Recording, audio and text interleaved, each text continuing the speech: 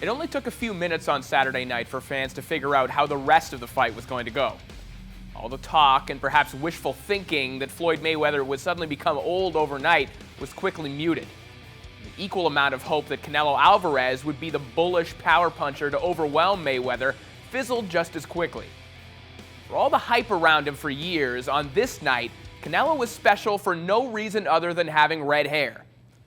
As anyone who had watched Canelo's career up to this point could have predicted, the youngster fancies himself a boxer, not a pressure fighter. So while he was bigger, with a pair of hands and feet slower than Floyd's, it made it real hard for Alvarez to make use of the only advantage he had. Mayweather proved that he is beyond special. He's a historical anomaly, in fact.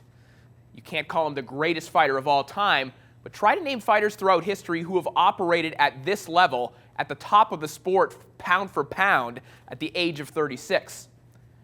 In the next 2 years, or 4 fights, roughly the amount of time on a Showtime deal, who's out there that could trouble Floyd for more than a round or two?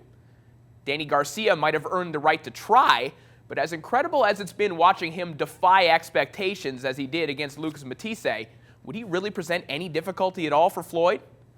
Amir Khan's name is always floating around in this discussion too, but he'd be no more than just an easy payday. In fact, even the UK audience is seemingly losing belief in their man. Floyd would have to look to middleweights to find any kind of a challenge, the way Ray Robinson did when he was about this age. Now for Canelo, he might still be the best full-time junior middleweight in the world. There's still paydays galore out there for him, including one against Miguel Cotto, which very nearly materialized a year ago, but then fell through. He'll still be very successful, and he'll still be wildly popular. He just won't be a myth any longer.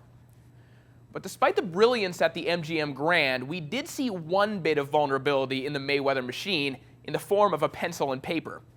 C.J. Ross, the veteran Nevada judge, turned in an incomprehensible 114-114 draw scorecard on Saturday night.